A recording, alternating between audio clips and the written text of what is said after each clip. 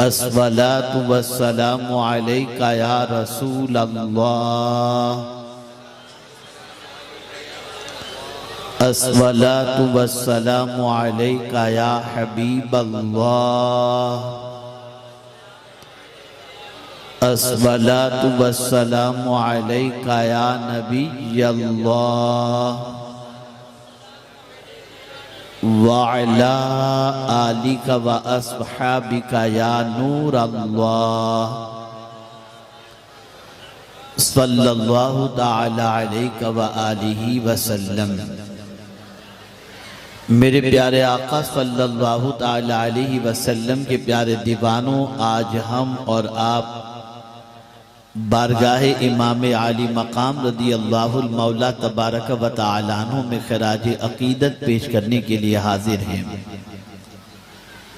वो इमाम आली मकाम जिनकी जिंदगी का एक एक लम्हा मोहब्बत इलाही और मोहब्बत रसूल सल्लल्लाहु अलैहि वसल्लम में गुजरा हो, वो इमाम आली मकाम जिन्होंने इस्लाम की आबियारी के लिए अपना सब कुछ लुटा दिया, वो इमाम हुसैन जिन्हें मदीने के ताजदार सल्लल्लाहु अलैहि वसल्लम ने नौजवानाने जन्नत का सरदार फरमाया, वो इमाम हुसैन जिनकी मोहब्बत का चिराग आज पूरी दुनिया में मुसलमानों के सीने में रोशन है, आज उसी इमाम की बारगाह में खराज अकीदत पेश करने के लिए हम हाजिर हैं। मैं चाहूँगा कि थोड़ी देर आप मुकम्मल तवज्जो के साथ गुफ्तगू को समाअत फरमाने की कोशिश करें। हो सकता है कि शायद कोई बात आपके दिल के नेहा खाने में उतर जाए और आप अपनी ज़िंदगी को अल्लाह अज़्ज़ व जल और उसके रसूल सल्लल्लाहु अलैहि वसल्लम की तालीमात के मुताबिक गुजारने की कोशिश करें। मैं उमूमी तौर पर ऐसे इलाकों में तारीख नहीं देता जहाँ पर हमारे बच्चों में, हमारे नौजवानों में और आने वालों के अंदर शोर शराबे का जहन हो और सुनने सुनाने का जहन न हो, मैं उसको अवॉइड करता हूँ। लेकिन फिर मेरे जहन के अंदर ये बात आनी शुरू हुई कि आखिर इन लोगों की इस्लाह होगी कैसे? अगर इनको ऐसे ही छोड़ दिया जाए तो ये तो संवर नहीं सकते। तो अब मैं कोशिश करता हूँ कि कभी इस किस्म के इलाके से भी दावत आए जहाँ पर इल्म के आइन से भी लोग वाकिफ़ नहीं और अलिफ्बा तासा के अलिफ से भी लोग वाकिफ़ नहीं, जहाँ पर वज़ू के फ़राइज़ तो बहुत दूर की बात इस्तिंजे के तरीक़े से वाकिफ़ नहीं हैं, वहाँ पर भी पहुँचकर अल्लाह अज़्ज़ व जल और उसके रसूल सल्लल्लाहु अलैहि वसल्लम के पैगाम को पहुँचाने की कोशिश की जाए। मैं जानता हूँ इतने बड़े मजमे के अंदर संजीदगी थोड़ी सी मुश्किल ज़रूर है, लेकिन अगर मेरी बहनें और मेरे भाई हजरात थोड़ी सी कोशिश करेंगे तो हो सकता है कि वो चुप रहना सारे लोगों के लिए अल्लाह और उसके रसूल की बात सुनने का सबब बन जाए और किसी के दिलो दिमाग के अंदर अल्लाह और उसके रसूल का फरमान उतर जाए और वो अपनी ज़िंदगी को संवार दे, जिसका पूरा सहरा चुप रहने वाले और संजीदगी से सुनने वालों को अल्लाह अता फरमाएगा। आप देखें मेरे प्यारे आका सल्लल्लाहु तआला अलैहि वसल्लम के प्यारे दीवानों, इंसानी ज़िंदगी में हालात कभी अच्छे भी होते हैं, कभी ख़राब भी होते हैं। इंसान आजमाइशों के मरहले से गुज़रता है, कभी राहत की ज़िंदगी होती है, कभी तकलीफ़ की ज़िंदगी होती है, कभी सुकून की ज़िंदगी होती है, कभी बेचैनी की ज़िंदगी होती है, कभी कामयाबी की ज़िंदगी होती है, कभी नाकामी की ज़िंदगी होती है। कदम कदम पर इंसान इम्तिहान की वादियों से गुज़रता है। जब एक बच्चे की हैसियत से होता है तो उसकी कैफियत जुदा होती है। एक बच्चा जब नौजवान बन जाता है तो उसके चैलेंजेस जुदा होते हैं। फिर वही नौजवान इंसान जब नौजवान बच्चा बिल्कुल पुख्ता इंसान की शक्ल में जब तैयार हो जाता है तो उसके चैलेंजेस जुदा होते हैं। आप देखते चले जाएं, इंसानी जिंदगी के अंदर मरहले आते रहते हैं और इम्तिहान से उसे गुजरना पड़ता है। लेकिन आप जरा देखें, तारीख में कोई ऐसा इम्तिहान आपको नहीं मिलेगा जो इम्तिहान करबला के इम्तिहान जैसा हो। इमाम हुसैन रदी अल्लाहुल मौला तबारक व तआला अन्हु जिस इम्तिहान की वादी से गुजर रहे थे, जरा आप सोचिए तो सही। वतन से दूर हैं, रिश्तेदारों से दूर हैं, और इसी के साथ साथ चंद रिश्तेदारों के अलावा बाकी सब जो है मदीने में छूटे हुए हैं, मानने वालों की तादाद दूर है। और ये सारी गरीबुल वतनी की जिंदगी आप करबला की सरजमीन पर गुजारते हुए नजर आ रहे हैं, वहाँ औकात अपने गुजारते नजर आ रहे हैं। और हैरत की बात तो ये है कि जिनके नाना का कलेमा लोग पढ़ते हैं, उसी नाना के नवासे को शहीद करने पर आमादा भी हैं। कितने ताज्जुब की बात है, कितनी हैरत की बात है, आप जरा सोचो। और फिर यहाँ पर 72 या 82 नुफूस कुदसिया मौजूद हैं, और वहाँ पर 22,000 का लश्कर जर्रार ताज़ा दम मौजूद है। यहाँ पानी पर पहरा बिठा दिया गया, वहाँ खाना पीना और सब कुछ चल रहा है। ऐसी सिचुएशन में करबला के ताजदार के पास वो कौन सी चीज थी जिसकी बुनियाद पर उन्होंने मुसीबतों का मुकाबला किया। आज आपको भी मुसीबतें आती हैं, आज हमें भी मुसीबतें आती हैं, आज आप भी तकलीफ की वादियों से गुजरते हैं, आज हम भी तकलीफ की वादियों से गुजरते हैं। कौन सा इंसान है जिसके साथ तकलीफ दा वाबस्ता न हो, लेकिन आज तकलीफ के मौके पर हमारी कैफियत क्या होती है।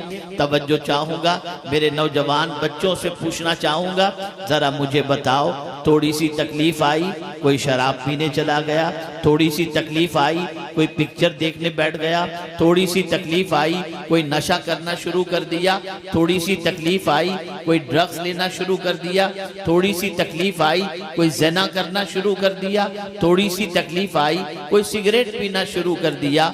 आज अगर इंसान को तकलीफ आती है, तकलीफ गुनाह तकलीफ के मौके पर वो गुनाह के दरवाजे पर दस्तक देता है। लेकिन करबला जैसी तकलीफ तो किसी पर नहीं आई, लेकिन उसके बावजूद हम जब करबला के मैदान का जायजा लेते हैं तो अक्ल दंग रह जाती है।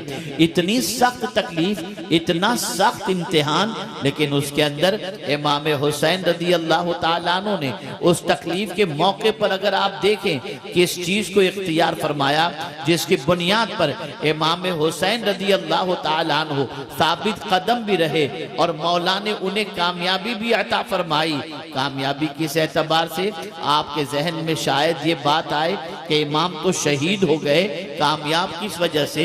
तो मैं आपको बताऊं, यजीद ने गर्दन नहीं मांगी थी, यजीद ने हाथ मांगा था।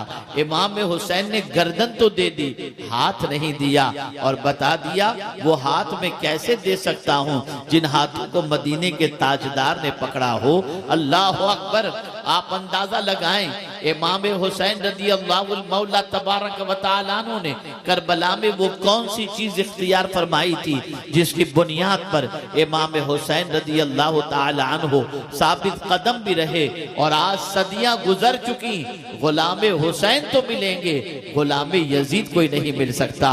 वजह क्या है, सबब क्या है, थोड़ा सा समझो। मैं कुछ इस्लाह करना चाहूंगा, मेरी बच्चियों का भी इसकी इस्लाह करना चाहूंगा और आपकी भी इस्लाह करना चाहूंगा, ताकि आप आज यहाँ से उठें तो ये सबक लेकर के उठें कि हमें अपनी जिंदगी में मुसीबत आए तो क्या करना है, परेशानी आए तो क्या करना है, तकलीफ आए तो क्या करना है। हम कुरान भी पढ़ते हैं, हम मदीने के ताजदार सल्लल्लाहु अलैहि वसल्लम का कलेमा भी पढ़ते हैं, और हम आज जो जमा हुए हैं इमाम हुसैन की मोहब्बत में जमा हुए हैं। वो सच्चे इंसान थे, वो अच्छे इंसान थे, वो नवासे रसूल थे, वो नौजवानाने जन्नत के सरदार थे, एक अजीम मर्तबे पर फाइज थे, अजीम मकाम पर फाइज थे। लेकिन आपसे मैं पूछना चाहता हूँ, हम नमाज के अंदर जब दुआ करते हैं, ए अल्लाह हमें सिद्दीकीन के रास्ते पर चला, अंबिया के रास्ते पर चला, शोहदा के रास्ते पर चला, सालिहीन के रास्ते पर चला, तो पता चला जब मुसीबत आए तो किसी और के रास्ते को मत देखना, ये देखना कि जब मुसीबत आई थी तो हुसैन कौन से रास्ते पर चले थे, जब इम्तिहान आया था तो हुसैन कौन से रास्ते पर चले थे, जब तकलीफ आई थी तो ताजदारे करबला कौन से रास्ते पर चले थे, जब इम्तिहान की वादियों से गुजरना हुआ तो इमाम इमाम हुसैन ने क्या चीज इख्तियार फरमाई थी। जब आप इन चीजों पर तवज्जो करेंगे तो मेरे प्यारे आका सल्लल्लाहु अलैहि वसल्लम के प्यारे दीवानों, आपकी जिंदगी के अंदर सुकून आएगा, आपकी जिंदगी में इत्मीनान आएगा, आपकी जिंदगी में करार आएगा। आइए कुरान मुकद्दस में अल्लाह अज़्ज़ा व जल्ल ने वाज़े लफ्जों में फरमा दिया, ये मेरे करीम का करम है, वो मुसीबतें पहले नहीं भेजता, पहले मुसीबतों का इलाज भेजता है, फिर मुसीबतें भेजता है। जिस तरीके से हमें पैदा होने के लिए जमीन की जरूरत थी तो अल्लाह ने जमीन को पहले पैदा किया, आसमान की जरूरत थी, आसमान को पहले पैदा किया, पानी की जरूरत थी, पानी को पहले पैदा किया, हवा की जरूरत थी, हवा को पहले पैदा किया, फिर इंसानों को पैदा किया। और अगर समझ में नहीं आता तो इस इलाके और देहात के इलाके की वजह से ये मैं समझाऊंगा तो बात अच्छी तरह समझ में आएगी। अल्लाह जरूरतों को पहले पैदा जरूरतों को पूरी करने वाली चीज जो होती है उसे पहले पैदा करता है और जरूरत को बाद में पैदा करता है। बच्चा बाद में पैदा होता है, माँ के सीने में दूध अल्लाह पहले पैदा कर दिया करता है। ये मेरे रब की शान है, ये मेरे रब का करम है कि इंसान को जिन चीजों की जरूरत है उन जरूरत की चीजों को पहले पैदा किया और बाद में इंसान को पैदा किया। तो जाहिर सी बात है जब इंसान इंसानों के साथ रहेंगे, इंसान इंसानों के साथ जिंदगी के लम्हात गुजारेंगे तो कभी खुशी भी होगी, कभी गम भी होगा, कभी राहत भी होगी, कभी तकलीफ भी होगी। तो मेरे करीम ने तकलीफ से पहले तकलीफ का इलाज बता दिया कि जब कभी तुम मुसीबतों में घिर जाओ, जब कभी तुम तकलीफों में घिर जाओ, चाहे वो तकलीफ तुम्हारी माली तकलीफ हो, चाहे वो तकलीफ तुम्हारी औलाद की तकलीफ हो, चाहे वो तकलीफ तुम्हारी जान की तकलीफ हो, चाहे वो तकलीफ तुम्हारी बीमारी की तकलीफ हो, चाहे वो तकलीफ तुम्हारी औलाद की तकलीफ हो, किसी भी किस्म की जब तुम्हें तकलीफ आ जाए और जब तुम मुसीबतों में घिर जाओ तो फिर तुम्हें करना क्या है? दो चीजों को अपनाना है और दो चीजों से मदद तलब करना है। इमाम हुसैन कुरान मुकद्दस सिर्फ इसलिए नहीं पढ़ते थे कि कुरान पढ़कर कुछ सवाब जमा कर लिया जाए, बल्कि इमाम हुसैन कुरान इसलिए पढ़ते थे कि इसमें जो कुछ अल्लाह ने फरमाया है उस पर मुझे अमल करना है, तो नतीजा वही निकलेगा जो परवरदिगार जल्ल जलालहू ने फरमाया। अब आप देखिए, समझते हुए चलिए ताकि आपके दिलो दिमाग के अंदर दर से करबला महफूज हो जाए और करबला से मिलने वाला एक अजीम पैगाम और एक अजीम सबक आप अपने दिल में लेकर के यहाँ से उठें, ताकि कल की तारीख में अगर कोई मुसीबत आपके दरवाजे पर दस्तक दे तो आप मुसीबत की वजह से ड्रग्स इस्तेमाल न करें, नशा इस्तेमाल न करें, सिगरेट पीना शुरू न कर दें, बल्कि जहाँ मुसीबत दरवाजे पर दस्तक दे तो आप कुरान के फॉर्मूले पर अमल करें, इमाम हुसैन के नक्शे कदम पर चलें। अल्लाह अकबर। ए रसूल आज़म सल्लल्लाहु तआला अलैहि वसल्लम के दीवानों, आप देखें कुरान कहता है या अय्युहल्लज़ीना आमनू इस्ताईनु बिस्सब्रि वस्सलाह, ए ईमान वालों सब्र और नमाज से मदद तलब करो, इन्नल्लाह मअस साबिरीन, बेशक अल्लाह सब्र करने वालों के साथ है।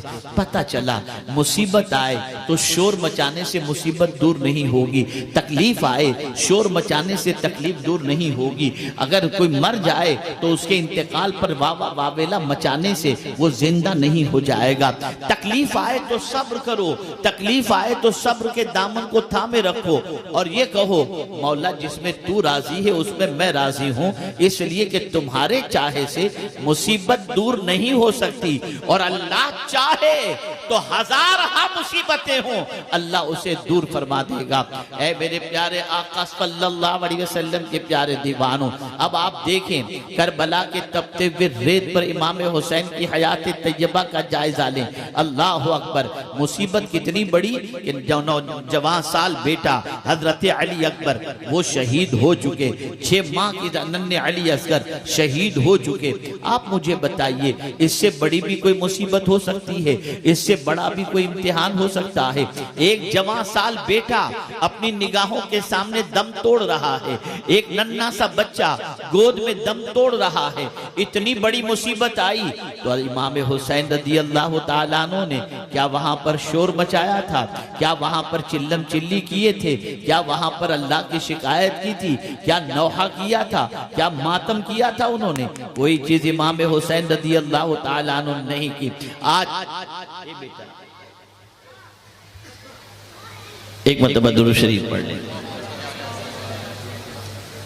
अल्लाहुम्मा सल्ली अला सय्यिदिना व मौलाना मुहम्मदिन मअदनिल जूदि वल करम व आलिहि व सहाबी व बारिक वसल्लिम। ए बेटे जरा चुप रहो बेटे चुप रहो बेटे। आप जरा देखें, मैं एक सवाल आपसे पूछना चाहता हूं।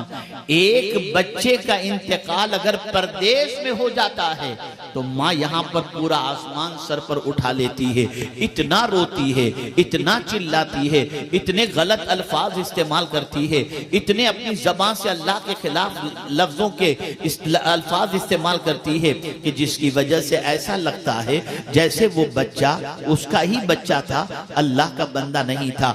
याद रखें, वो बेटा बाद में तुम्हारा है, बंदा तो पहले अल्लाह का है ना। लेकिन आप जरा देखें, आज शोर मचाया जाता है, चेहरा पीटा जाता है, लेकिन कोई करबला में मुझे बता दे हजरत अली अकबर की शहादत पर हजरत अली अकबर की वालिदा ने चेहरा पीटा हो, गिरेबान फाड़ा हो, शोर मचाया हो? क्यों नहीं? इसलिए कि कुरान कहता है जब कभी मुसीबत आए तो सब्र से मदद मांगो। तुम्हारे रोने धोने से, तुम्हारी चिल्लम चिल्ली से गया हुआ इंसान पलट कर नहीं आएगा। तो मेरे करीम अगर सब्र करेंगे तो क्या होगा?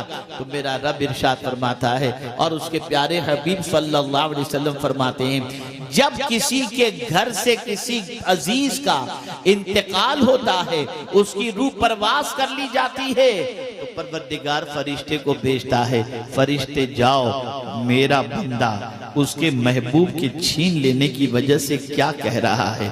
जब फरिश्ते पहुंचते हैं और घर वाले ये कहते हैं इन्ना लिल्लाहि व इन्ना इलैहि राजिऊन, और उसके लिए मगफिरत की दुआ करते हैं, तो फरिश्ते पलट कर रब की बारगाह में हाजिर होते हैं, अर्ज करते हैं मौला वो तो तेरी तारीफ कर रहे थे, तेरा जिक्र कर रहे थे। फरिश्तों से मेरा मौला फौरन फरमाता है जन्नत में एक महल बनाओ जिसका नाम बैतुल हम्द रख दो, उस सब्र करने वाले को कल बरोज़े क़यामत वो जन्नत का महल अता किया जाए।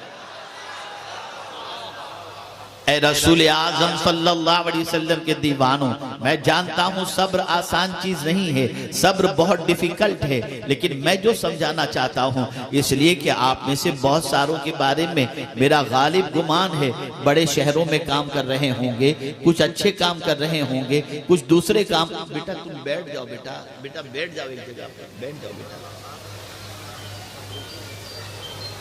एक मरतबा दुरूद शरीफ पढ़ लें। अल्लाहुम्मा सल्ली अला सय्यिदिना व मौलाना मुहम्मदिन मअदनिल जूदि वल करम व आलिहि व सहाबी व बारिक वसल्लिम। आप में से बहुत सारे ऐसे भी होंगे जो अपने बीवी बच्चों को यहाँ छोड़कर बड़े शहरों में काम के लिए जाते होंगे। बीवी यहाँ है, बच्चे यहाँ है, और आप किसी बड़े शहर में काम कर रहे हैं। रात को 2 बजे अल्लाह न करे कोई फोन आ गया, बीवी की तबीयत खराब है, माँ की तबीयत खराब है, आप आ गए टेंशन के अंदर। सेठ छुट्टी भी नहीं दे रहा कि आप जा सकें, अगर आप जाते हैं तो आपकी नौकरी चली जाएगी। अब आ गए आप टेंशन के अंदर, तो अब आप करेंगे क्या? जाएंगे फौरन बाहर, लाओ जरा शराब पी लें, लाओ जरा सिगरेट पी लें, लाओ जरा बुराइयां कर लें, लाओ जरा ड्रग्स इस्तेमाल कर लें, थोड़ा सा टेंशन रिलैक्स होगा। खुदा की कसम ये टेंशन रिलैक्स का इलाज नहीं है। अगर ऐसी कैफियत आ जाए तो तुम्हें कुछ करने की जरूरत नहीं, वुजू करो, नमाज पढ़ो, अल्लाह तुम्हारी मुसीबत भी दूर कर देगा और तुम्हें सुकून की दौलत भी अता फरमा देगा। क्या करबला में इमाम हुसैन के घर वालों ने ये नहीं किया था? क्या करबला में ताजदार करबला ने ये नहीं किया था? कितनी बड़ी मुसीबत, पानी के कतरे कतरे के लिए उन लोगों को रोका जा रहा है। कितनी बड़ी मुसीबत, इमाम हुसैन रदी अल्लाह तआला अन्हु के बच्चे शहीद हो रहे हैं। कितनी बड़ी मुसीबत, 22,000 का लश्कर तेज तलवार के साथ सामने मौजूद है। लेकिन कुर्बान जाइए मेरे इमाम की अजमत पर कि वहां पर भी इमाम सजदा भी कर रहे हैं, तिलावत भी कर रहे हैं, सब्र के दामन को थामे हुए भी हैं और अपने मानने वालों को दर्द दे रहे हैं। ऐ मेरे मानने वालों, मैं तो गुनाहों से तुमको बचाने के लिए आया हूं और तुमको सीधा रास्ता दिखाने के लिए आया हूं। खबरदार कोई गलत रास्ता इख्तियार न करना। शराब पीना हुसैन का काम नहीं, यजीद का काम है। नमाज छोड़ना हुसैन का काम नहीं, यजीद का काम है। शराब पीने के साथ साथ बदकारी करना ये यजीद का काम है, हुसैन का काम नहीं है। झूठ बोलना यजीद का काम है, हुसैन का काम नहीं है। लेकिन जब इमाम हुसैन की मोहब्बत के दम भरने वालों को जब मैं देखता हूं तो ज़बान से कहते हैं इमाम हुसैन से मोहब्बत करते हैं और काम सारे यजीद वाले करते हुए नजर आते हैं। झूठ भी बोलेंगे, नमाज भी छोड़ेंगे, गुनाह भी करेंगे, बुराइयां भी करेंगे और कहेंगे हम हुसैन के मानने वाले हैं। नादानों, इसी गलत रास्ते से बचाने के लिए तो हुसैन ने अपना कुंबा लुटा दिया ताकि हम भटकने से बच जाएं, हम बर्बाद होने से बच जाएं, हम गलत रास्ते से बच जाएं। अर्ज करने का मंशा ये है कि ऐ ईमान वालों, सब्र और नमाज से मदद तलब करो। सब्र बहुत ताकतवर चीज का नाम है। जिस किसी को अल्लाह सब्र की दौलत अता फरमा दे वो कमजोर नहीं होता, वो ताकतवर होता है। आइए मैं आपको समझाता हुआ चलूं। हजरत सुलेमान अलैहिस्सलातु व तस्लीम का वाकया है। एक शख्स ने उनके दौरे पाक में एक तोता खरीदा, जो तोता कलेमा पढ़ता था। उस तोते के मालिक ने कलेमा पढ़ना सिखा दिया। अब जब भी कोई घर आता तो वो तोता कलेमा पढ़ता, तो तोते के मालिक को भी खुशी होती, आने वाले को भी खुशी होती। सब कहते थे यार इसका तोता कितना अच्छा है जो कलेमा ही सुनाता रहता है। रोजाना की आदत, सुबह शाम तोता कलेमा पढ़ रहा है, हर आने वाले का इस्तकबाल कलेमे से कर रहा है। जब उससे कलेमा सुनते लोग बहुत खुश होते और साथ ही साथ उसकी तारीफ भी करते और उस घर वाले की भी तारीफ करते। एक दिन अचानक, तवज्जो चाहूंगा, एक दिन अचानक तोते का पिंजरा खुला रह गया। बिल्ली ने खुला हुआ पिंजरा देखा, तोते पर हमला किया और जैसे नहीं, सिचुएशन ये हुई कि तोते को उसने पाल के रखा था। तोता हमेशा कलेमा पढ़ता था, तोते को जो है उसने कलेमा सिखा दिया था। एक मर्तबा ऐसा हुआ कि बिल्ली ने देखा कि पिंजरा खुला हुआ है, तोते पर उसने हमला किया। जैसे ही तोते पर हमला किया तो तोते ने कलेमा पढ़ने की बजाय ची ची ची ची ची करना शुरू किया। तोते के मालिक को अफसोस हुआ, जिंदगी भर मैं इसे कलेमा सिखाता रहा, ये जिंदगी भर कलेमा पढ़ता रहा, लेकिन जब मरने का वक्त आया तो ची ची ची ची कर रहा है। एक बुजुर्ग के पास पहुंचा और जाकर के अर्ज करता है, हुजूर मैं परेशान हूँ। उन्होंने पूछा परेशानी की वजह क्या है?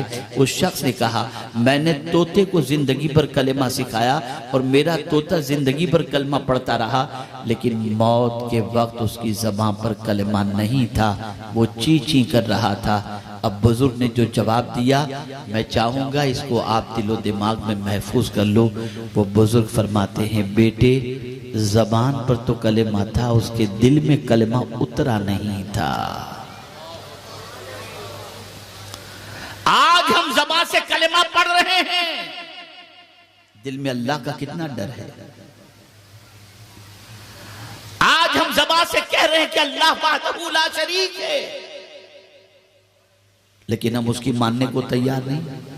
अगर एक सवाल पूछूं तो सबके चिट्ठे खुल जाएंगे। मैं पूछना चाहता हूं, इतना बड़ा मजमा है, कितने लोगों ने आज 5 वक्त की नमाज अदा की? मुझे बताओ, क्या ये हुसैनियत है जो 72 तलवारों के जख्मों के बावजूद करबला के मैदान के अंदर सजदा नहीं छोड़ते। उस हुसैन की मोहब्बत का दम भरने वाला इंसान मजे से सजदे छोड़ रहा है और उसे कोई एहसास नहीं। क्या इसीलिए इमाम हुसैन ने जान दी थी?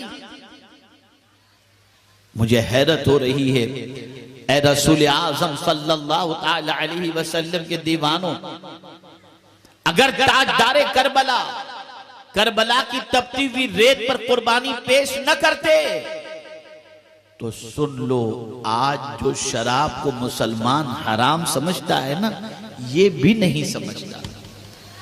आज अगर मस्जिद से अजान की आवाज आती है, चेहरे पे दाढ़ी नजर आती है, सर पे अम्मामा शरीफ नजर आता है और इंसान शराब, झूठ और जुआ और जिना से किसी हद तक बचता हुआ नजर आता है, ये सदका है इमाम आली मकाम रदी अल्लाह ताला अन्हु का।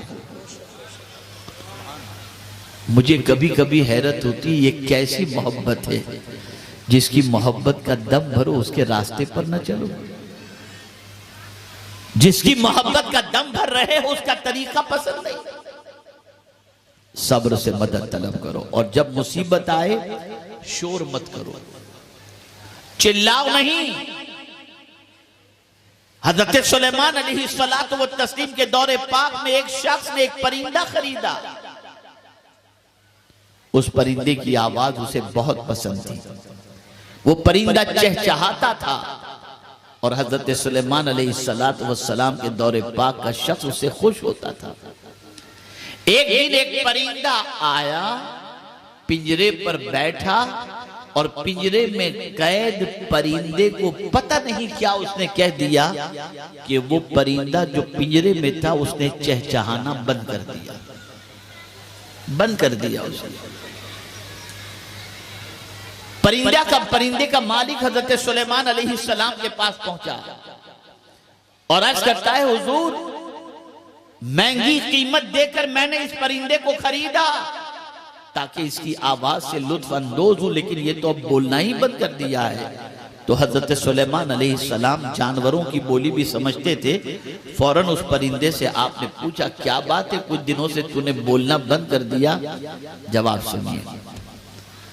उस परिंदे ने जवाब में कहा कि हुजूर मामला ये था कि मैं तो कैद के अंदर था, पिंजरे के अंदर।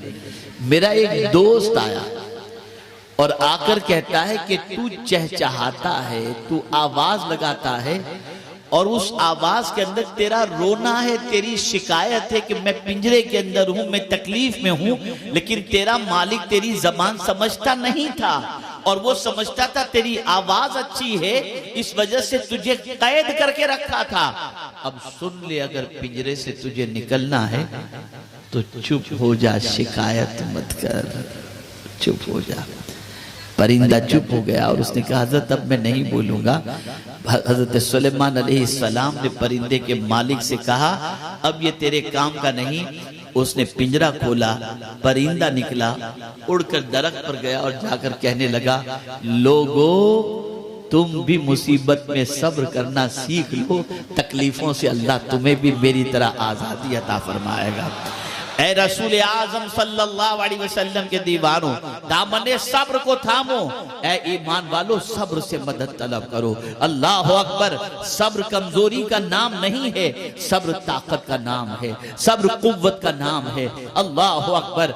आप देख लीजिए, इमाम हुसैन की हयात तैयबा में कहीं शिकायत नजर नहीं आती।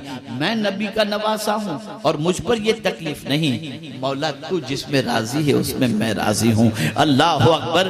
आप देखें, सदियां गुजर चुकी, लेकिन इमाम आली मकाम की मोहब्बत आज भी लोगों के दिलों के अंदर मौजूद है। तो आज मेरी पहली नसीहत आपको यह है, अल्लाह न करे कभी तकलीफ आ जाए, अल्लाह न करे कभी परेशानी आ जाए, अल्लाह न करे कभी मुसीबत आ जाए। सब्र को थामो कि सब्र करना नबी की भी सुन्नत है, सिद्दीकीन की भी सुन्नत है, शुहदा की भी सुन्नत है और सालिहीन की भी सुन्नत है और कुरान पर अमल है। यहाँ कोई ये न समझे बच्ची ने शोर नहीं मचाया, इमाम की बहन ने शोर नहीं मचाया, बस इतना ही अर्ज किया, इन्ना लिल्लाहि व इन्ना इलैहि राजिऊन, मौला हम तेरे लिए हैं और हम तेरी ही तरफ पलट करके आने वाले हैं। तो एक चीज तो ये हुई कि सब्र के दामन को थामना है, और दूसरी चीज सलात, नमाज के जरिए। अल्लाह अकबर। मैं आपको मिसाल के जरिए समझाता हूं ताकि आप अच्छी तरह समझ सकें नमाज कितनी ताकतवर चीज है। वो कौन सी खुशी है जिसमें अल्लाह ने नमाज नहीं रखी, और वो कौन सा गम है जिसमें अल्लाह ने नमाज नहीं रखी। हर खुशी में नमाज, हर गम के अंदर नमाज, हर बड़ी रात में नमाज, हर बड़े महीने में नमाज। ये नमाज इस तरीके से रखी गई। नमाज हमारी पहचान है, नमाज हमारी तरक्की का जरिया है, नमाज मोमिनों की महराज है। मेरे प्यारे आका सल्लल्लाहु ताला अलैहि वसल्लम के प्यारे दीवारों, शराब के अड्डे पर अगर किसी की मौत हो जाए, इंसान उस तरह से मरना पसंद नहीं करता, लेकिन अगर सजदे की हालत में मौत हो जाए, हर मुसलमान चाहेगा काश ऐसी मौत मुझे भी नसीब हो जाए। आप मुझे बताओ, ताजदारे करबला ने जान दी तो सजदे के अंदर जान दी। अल्लाह अकबर। और दर्स दिया, मैंने ऐसी हालत में भी सजदा नहीं छोड़ा है, इसलिए कि तुम दुनिया के इंसानों से करीब होना चाहते हो, कभी सरमाएदारों से करीब होना चाहते हो, कभी सियासतदानों से करीब होना चाहते हो, कभी ताकतवरों से करीब होना चाहते हो, लेकिन सुन लो, अल्लाह से बड़ा कोई भी नहीं है। अगर तुम सजदे में चले जाओगे तो तुम अल्लाह से करीब हो जाओगे। अल्लाह अकबर। मेरी बहनें मौजूद हैं, बच्चियां मौजूद हैं, मैं उनसे पूछना चाहूंगा, ए मेरी कौम की बच्चियों, जरा तुम बताओ, इमाम हुसैन ने सजदे की तड़प कैसे पैदा हुई थी? इमाम हुसैन ने करबला के मैदान में अपनी जान सजदे की हालत में जो देने के लिए आपने आमादगी बल्कि दे चुके, उसकी वजह क्या बनी थी? आखिर इतने सजदे की मोहब्बत। तो मेरी बहनों गौर से सुनो, इमाम हुसैन की जब आंख खुलती, अपनी माँ को मुसल्ले पर देखा करते थे। इमाम हुसैन की जब आंख खुलती, अपने वालिद को तिलावत करते देखा करते। मैं तुमसे पूछना चाहता हूँ, क्या तुम्हारी औलाद भी तुम्हें कभी नमाज पढ़ते देखती है? क्या तुम्हारी औलाद भी तुम्हें कुरान पढ़ते देखती है? ऐ रसूल आजम सल्लल्लाहु अलैहि वसल्लम के दीवानों और खवातीन इस्लाम, अपनी जिंदगी को अल्लाह और उसके रसूल के इरशाद के सांचे में ढालो और सुन लो। आज यहां से ये अज़्म करके उठो, न नमाज छूटेगी, न तिलावत छूटेगी, न हया छूटेगी, न अल्लाह की नाफरमानी में जिंदगी गुजारेंगे। आज के बाद हम अपनी जिंदगी को कानून इलाही और कानून रसूल सल्लल्लाहु अलैहि वसल्लम में गुजारने की कोशिश करेंगे। याद रखो, इमाम हुसैन की बारगाह के अंदर आपने खिचड़ा पका कर खिला दिया, ये नियाज भी आपकी अल्लाह की बारगाह में कबूल। आपने जलसा किया, ये जलसा भी आपका अल्लाह की बारगाह में कबूल, नीयत अगर प्योर है तो। लेकिन मैं आपको बताऊं, क्या खिचड़े से इमाम हुसैन खुश हो जाएंगे? यकीनन सवाब आपको मिलेगा कि उनके नाम पर आपने भूखों को खाना खिलाया, सभी लगा दी, प्यास बुझा दी, सवाब आपको मिल जाएगा।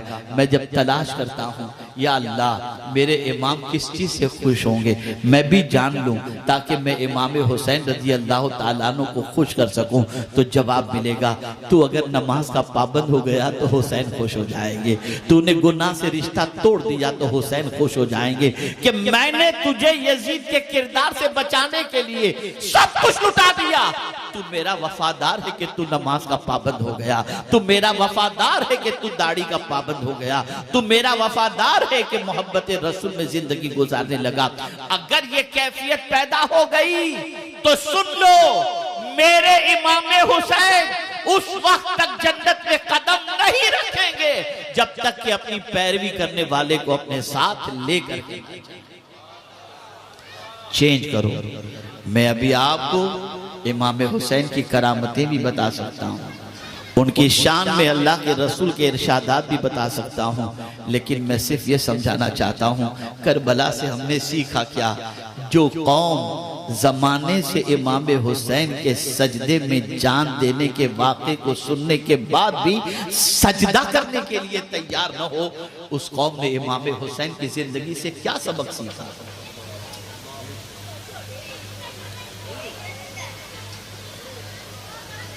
क्या सबक सीखा आपने?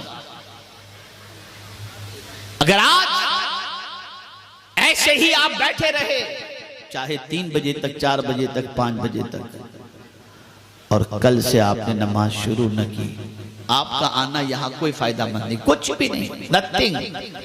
इसलिए कि कयामत में अल्लाह पूछेगा ही नहीं कि जलसे में गए थे कि नहीं गए थे। कयामत में अल्लाह पूछेगा नमाज पढ़े थे कि नहीं पढ़े थे। और मैं तो अक्सर कहा करता हूं, जो खुदा का नहीं हुआ वो किसी और का क्या होगा। और जिसके पास अल्लाह के लिए टाइम नहीं, फिर उस इंसान की क्या कैफियत होगी। बदलो अपनी जिंदगी को, बदलो अपनी सोच को, बदलो अपने अफकारों नजरियात को, बदलो अपने ख्यालात को। आज के बाद से आपको कोई बेनमाजी न देखे। खुद भी नमाज पढ़ो, अपनी औलाद को भी नमाज का पाबंद बनाओ, अपनी बीवी को भी नमाज का पाबंद बनाओ। नमाज सीखो, इलाके के सुन्नी उलमा से सीखो, मशाइख से सीखो, ताकि आपकी जिंदगी सही तौर पर कानून इलाही और कानून रसूल सल्लल्लाहु अलैहि वसल्लम के मुताबिक गुजरने लग जाए। मैं यहाँ पर इसीलिए आया हूँ ताकि मैं कुछ पैगाम ऐसा दे सकूँ जिससे आपकी जिंदगी में निखार पैदा हो जाए।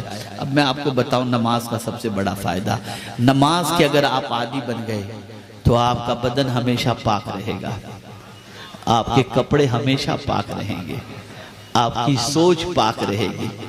और आज ये बात आखिरी अरसे की गुफ्तगू खत्म करता हूं, मुझे एयरपोर्ट निकलना है। आज हमारी नौजवान नस्ल रात आते ही उन गंदगियों को देखने में अपनी आंखों को ज़ाय कर रही है जिन गंदगियों के बाद जीना भी मुश्किल और मरना भी मुश्किल हो जाए। इस यूट्यूब ने, इस इंटरनेट ने नौजवान नस्लों को तबाह कर दिया, बर्बाद कर दिया। एक सवाल पूछना चाहता हूं, जिन आंखों से कब्र में हुजूर को देखना है, क्या उन आंखों से तुम गंदी पिक्चरें देखोगे? कैसे जसारत होती है, कैसे दिल होता है। आंखें अल्लाह ने दी, उसने कहा कुरान देखो। मेरे इमाम का मामला तो यह है कि सरे मुबारक को नेज़े पे रखा गया तो वहां से भी कुरान की तिलावत की आवाज आ रही थी, और हमें कुरान पढ़ना भी नहीं आता, हम नमाज से भी नावाकिफ हैं। तो ऐ मुसलमानों, आज इमाम आली मकाम रदी अल्लाह ताला अन्हु की याद की इस महफिल से अगर एक बंदा भी सब्र और सलात का पाबंद हो गया तो मैं समझूंगा कि मेरा आना वसूल हो गया, और हो सकता है वही बंदा मेरी नजात का जरिया भी बन जाए। अल्लाह का शुक्र है, उसके हबीब सल्लल्लाहु अलैहि वसल्लम का एहसान है। मैं बड़े शहरों में भी बोलने का आदी हूँ, अमेरिका और इंग्लैंड के अंदर भी साल में 1-2 बार जा करके बोलता हूँ। लोग मुझसे कहते हैं कि यार ऐसे देहातों में जाके क्यों बोलते हो, ऐसी जगहों पे कैसे पहुंच जाते हो? तो मैं यही कहता हूँ, जहाँ जहाँ से हुजूर की दुखियारी उम्मत मुझे आवाज़ देगी और मेरे पास टाइम होगा, मैं जा करके कोशिश करूँगा कि उस दुखियारी उम्मत को सीधा रास्ता बता सकूँ। बदलो अपनी सोच को, बदलो अपने अफकारों नज़रियात को। अगर आज की गुफ्तगू से कुछ लोगों ने भी सबक सीख लिया और अपनी ज़िंदगी को संवार लिया तो यह आज के जलसे की कामयाबी की सबसे बड़ी ज़मानत होगी। अल्लाह ताला आक़ाए करीम रऊफ़ रहीम अलैहि तहिय्यतु व तस्लीम के सदक़ो तुफ़ैल मुझे आपको सबको इमाम हुसैन के नक्शे कदम पर चलने की तौफीक नसीब फरमाए, ताजदार करबला की तालीमात पर अमल की तौफीक नसीब फरमाए। और एक बात और सीख करके यहाँ से उठो, जब भी दीनी जलसे में बैठो तो एक दूसरे से बात मत करो। मैं देखता हूँ हमारे यहाँ 1-2 भाई हैं जो गले में हाथ डालते हैं, हंसी मजाक करते हैं, बातचीत करते हैं। आप सिर्फ इतना सोचो कि आप अल्लाह और उसके रसूल के फरमान को अहमियत नहीं देते। आपको यहाँ से अल्लाह का फरमान सुनाया जा रहा है और आप अपनी बातों में लगे हुए हैं, तो आपकी बात बड़ी है या अल्लाह और उसके रसूल की बात बड़ी है? इसलिए हमेशा इस चीज़ का ख्याल रखें। मेरे बाद इंशाअल्लाह सदर बावकार का खिताब होगा और इंशाअल्लाह प्रोग्राम आगे चलेगा। आप उस प्रोग्राम में दिलचस्पी के साथ और दिलजमाई के साथ बैठें और प्रोग्राम को कंटिन्यूस चलने दें। क्या मैं उम्मीद करूं इंशाअल्लाह लज़ीम नमाज की पाबंदी करेंगे आज के बाद इंशाअल्लाह। अल्लाह ताला मुझे आपको सबको तौफीक अता फरमाए। व मा अलैना इल्लल बलागुल मुबीन। कोई भी मुझसे मुलाकात के लिए न उठे और न अपनी जगह से उठे। आप सब अपनी अपनी जगह पर ही बैठे रहें, ये मेरी बात जरूर आप माने, इसलिए कि जिक्र हुसैन की महफिल को ख़राब करना इसका भी बड़ा गुनाह है। मुझे मेरी ज़रूरत है, मुझे इसके लिए निकलना है। आप अपनी जगह बैठें और मुझे जाने की इजाज़त दें। अस्सलामु अलैकुम व रहमतुल्लाहि व बरकातहू।